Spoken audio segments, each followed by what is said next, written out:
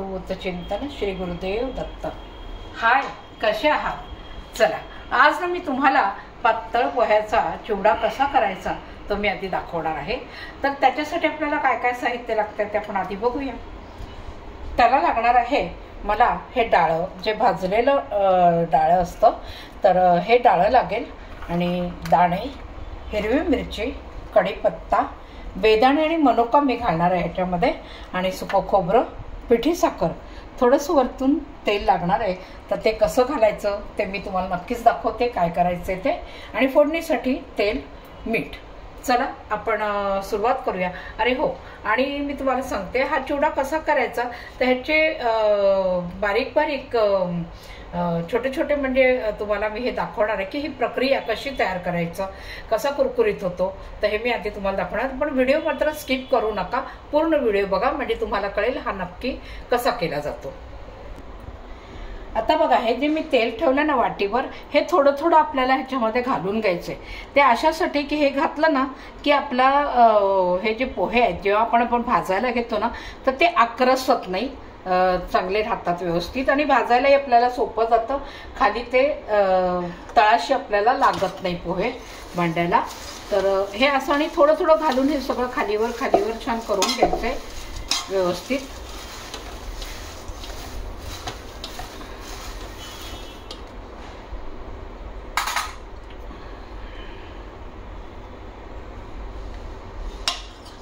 मी हातानेच करते। हे असं छान व्यवस्थित असं काढून घेतलं ना की मग त्याला सगळीकडे तेल लागलं की हा पोहे जेव्हा आपण भाजायला घेतो की ते आकरसले जातात, जेव्हा पातेलं तापतं त्यावेळेला मग हे तेल लावल्यामुळे ना ते आकरसत नाही, अख्खेचे अख्खे राहतात, म्हणून आपल्याला आधी तेल लावून घ्यायचं।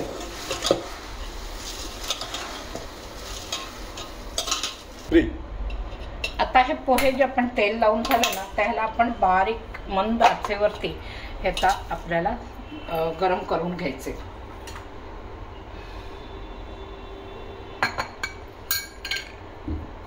आता हे गरम होत असताना आपण वरणच ह्याच्यामध्ये मीठही घालून घेणार आहोत थोडंसं।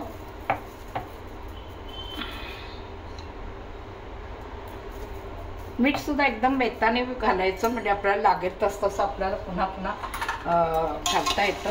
उगाच भरमसाठ घालायचं नाही, तर मग खारट होईल।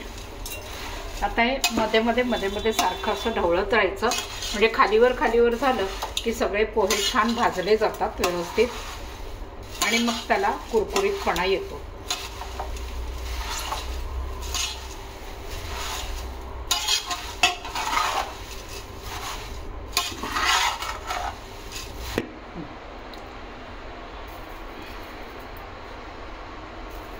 साधारण मी ह्याच्यामध्ये आता 4 ते 5 चमचे साखर आपलं हे मीठ घातलेलं आहे। आता इतपत पुरे झालं, नंतर लागलं तर पुन्हा घालूया, आणि हे आता चांगलं ढवळून घ्यायचं आहे। आणि आता ह्याच्यातच आपण पिठी साखरही थोडी घालणार आहोत। हां, आणि मगाशी मी सांगायचे विसरले, हे साधारण 1 किलो पोहे आहेत। पोहे तुम्ही आणलेत ना की ते नक्की चाळून घ्यायचे आधी, पहिले चाळायला विसरायचं नाही, कारण त्याच्यामध्ये पावडर वगैरे असते, तर ते छान व्यवस्थित चाळून घ्यायचे। तर मी ते चाळून घेतले होते, तर तुम्ही पण चाळून घ्या व्यवस्थित, आणि मग पुढची तयारी करा। आता मी ह्याच्यामध्ये पिठी साखर सुद्धा घालणार आहे। साधारण मी 2 चमचे पिठी साखर ही घालते ह्याच्यामध्ये। लागली तर आपल्याला पुन्हा वरण आपण घालू शकतो। आता हे सुद्धा आपल्याला छान ढवळून घ्यायचे।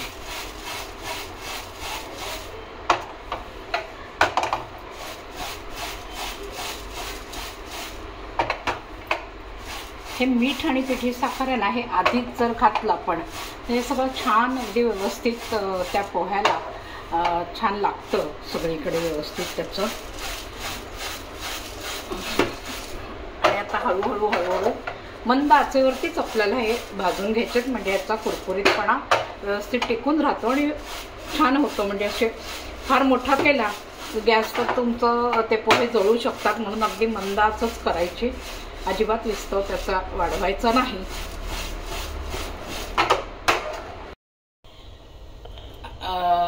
आता मी पोहे इकडे केले. तर आपल्याला इथे फोडणीची तयारी करायची. त्याच्यासाठी मला कढई लागणार आहे. कढई ठेवलेली आहे आणि त्यात आपल्याला आता तेल घालून घ्यायचंय.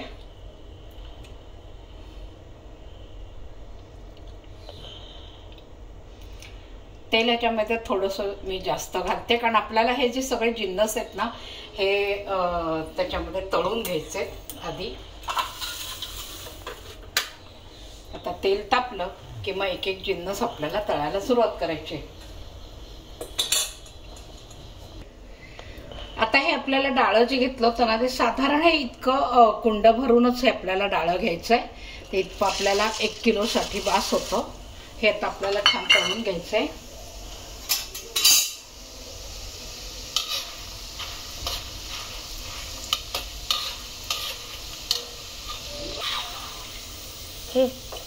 आता हे आपलं डाळ जे तळलेलं आहे हे आपल्याला काढून आता या पोह्यामध्ये घालून घ्यायचंय.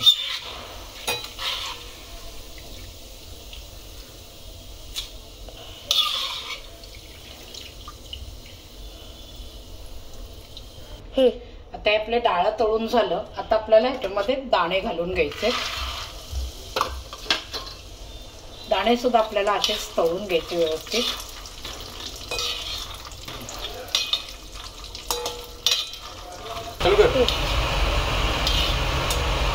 हे बघा आता आपलं हे दाणे असे तळून झालेले आहेत. आता हे पण दाणे आपल्याला तळलेले काढायचे आणि त्या पोह्यामध्ये टाकायचे.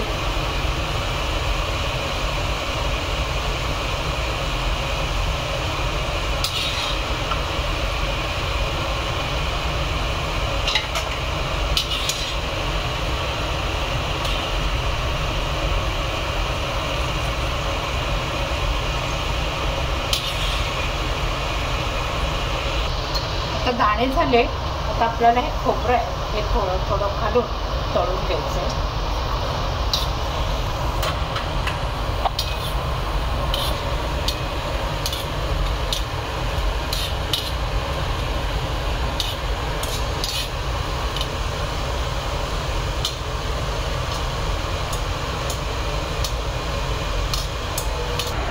आता आपलं हे खोबरं पण झालं बघा. थोडं थोडं थोडं थोडं घालायचं अशासाठी की मग ते उचलायला फार त्रासाचं जातं काढताना. म्हणून अगदी थोडं थोडं घातलं की छान तळलंही जातं. अजून आता हे परत दुसरं आहे तेही घालून घेते. आता हे जे बेदाणे आणि आपण मनुका जे घेतले होते ना तर ह्याही थोड्या तेलामध्ये आपल्याला तळून घ्यायचे. आणि हे सगळं तळून झालं ना की म्हणजे साधारण ह्याला बघा आता ह्या 1 किलो माझे पोहे होते ना तर त्याला एक मोठी वाटी आपल्याला एक खोबरं लागलं. सुकं खोबरं तेवढी 1 वाटीभर लागतं आणि साधारण 1/4 किलोपेक्षा कमी दाणे इतकंच लागतात. म्हणजे आम्हाला तरी दाणे आणि खोबरं खूप आवडतं त्यामुळे त्याच्यामध्ये जरा जास्तच घालावं लागतं. मुलांना आवडतं ते खाताना. ते दाणे पण आपला हे माझे बेदाणे आणि मनुका आता फुललेले आहेत. याही आपण आता काढून घ्यायचे आणि तेलात घालायचं त्या.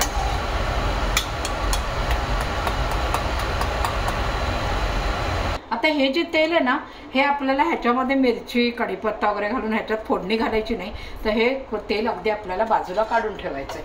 ह्या तेलाचा आता वापर तर या तेलाचा आपल्याला ह्याच्यामध्ये वापर करायचा नाही कारण ह्याच्यामध्ये सगळं जिन्नस तळले गेलेले आहेत. तर या तेलाचा स्वाद बदलतो त्यामुळे ह्याचा वापर नाही करायचा आहे. पूर्ण आपल्याला रिकामं करून घ्यायचं आहे आणि मग चांगलं ताजं तेलाचा वापर पुन्हा ह्याच्यामध्ये करायचा आपल्याला फोडणीसाठी.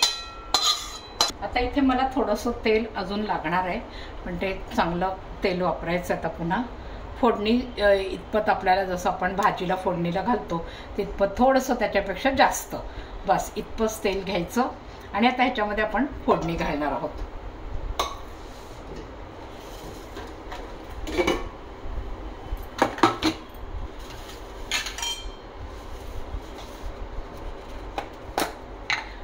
फोडणीसाठी मला लागणार आहे इथे मोहरी लागणार आहे. मोहरी लागेल, आपलं जिरं लागेल, ही मोहरी लागणार आहे आणि थोडं तीळ लागेल, हिंग लागणार आहे. आता तेल आपलं तापल्यावर ह्याच्यामध्ये आपण घालायचं. आता आपलं तेल इथे तापलेलं आहे. ह्याच्यामध्ये आता आपल्याला मोहरी घालून घ्यायची आहे. साधारण हे 2 चमचे भरून मी मोहरी घालते आता ही छान तडतडली की मग ह्याच्यामध्ये आपण हिंग घालणार आहोत। आता इथे तुम्ही पोहे भाजून आणि ह्याच्यामध्ये सगळं आपण जे काही तळून वगैरे पदार्थ सगळे म्हणजे जिन्नस सगळे टाकले होते, तर ह्याच्यामध्ये ना थोडंसं मला मी म्हणजे कच्चा हिंग पण घालते। तर हा वरनं 1 चमचाभर आपण असा कच्चा हिंगही घालून घ्यायचा। हा जो कच्चा हिंग घातल्याने वास फार सुंदर लागतो ह्याला। तर बघा तुम्ही ही बारीक अशी टीप आहे। आता ही माझी मोहरी इथे तडतडली, आता मी याच्यामध्ये हिंग घालून घेते। 1.5 चमचा हिंग घातलेला आहे आणि ह्याच्यामध्ये जिरं घालायचं आहे।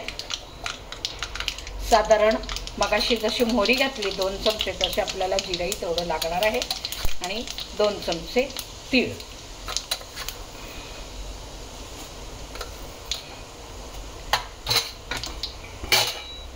आणि आता आपल्याला ह्याच्यामध्ये ही मिरच्या ज्या चिरून ठेवल्यात ह्या घालायच्या।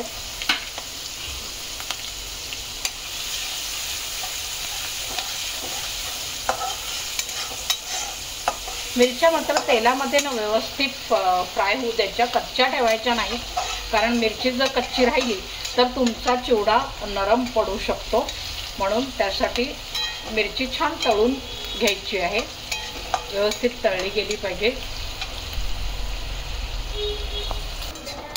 बघा आता हे आपले मिरच्या इतपत छान अशा तळून झाल्या आहेत। तर व्यवस्थित त्या तळायच्या, कच्च्या ठेवायच्या नाही।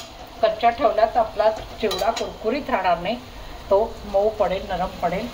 आणि आता हे कढीपत्ता यात घालून घ्यायचं आहे।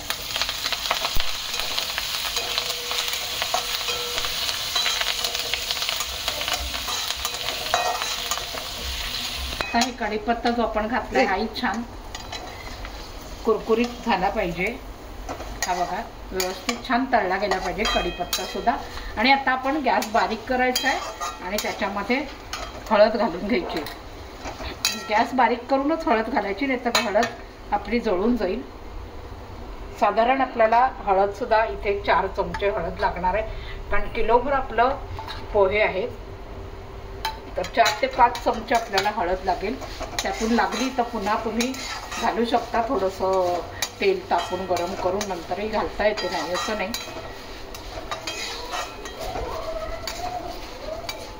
आता ही जी घालेली फोडणी आहे ना, ती आपण ह्याच्यामध्ये घालणार आहोत। आता इथे मी गॅस बंद करते आणि सगळी फोडणी आपल्याला या पोह्यामध्ये घालून घ्यायची आहे आणि मग नंतर सगळं सारखं करून घ्यायचं।